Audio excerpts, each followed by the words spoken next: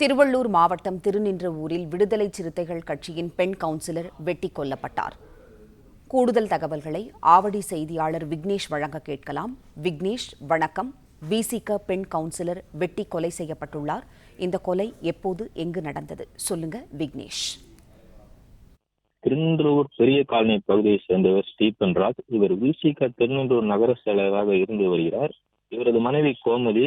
இவர் 76வது வார்டு விசிக கவுன்சிலராகவும் திருநின்றவூர் நகராட்சி வரி விதிப்பு சேர்மனாகவும் இருந்து வருகிறார். இருவரும் காதலித்து திருமணமாகி 10 வருடத்திற்கு மேலான நிலையில் 4 ஆண் குழந்தைகள் உள்ளன. இந்நிலையில் கவுன்சிலர் கோமதிக்கும் ஆண் நண்பர் ஒருவருக்கும் கடந்த சில மாதங்களாக திருமணத்தை மீறிய உறவில் இருந்ததாக கூறப்படுகிறது. இதுகுறித்து கணவர் ஸ்டீபன் ராஜுக்கும் மனைவி கோமதிக்கும் இடையே அடிக்கடி தகராறு ஏற்பட்டுள்ளது. இந்த சூழலில் கவுன்சிலர் கோமதி தனது ஆண் நண்பருடன் நடுக்குத்தகை ஜெயராம் நகர் அருகே நின்று பேசிக் கொண்டதாக கணவர் ஸ்டீபன் ராஜுக்கு தகவல் கிடைத்துள்ளது. இதனையடுத்து சம்பவ இடத்திற்கு வந்த கணவர் ஸ்டீபன் ராஜ் மனைவி கோமதியிடம் வாக்குவாதத்தில் ஈடுபட்டுள்ளார். இருவரும் இடையே தகராறு முற்றியதில் ஆண் நண்பர் அங்கிருந்து தப்பி செல்ல தான் மறைத்து வைத்திருந்த கத்தியால் மனைவி கோமதியை சரமறையாக தலை, முகம், கழுத்து என வெட்டியுள்ளார்.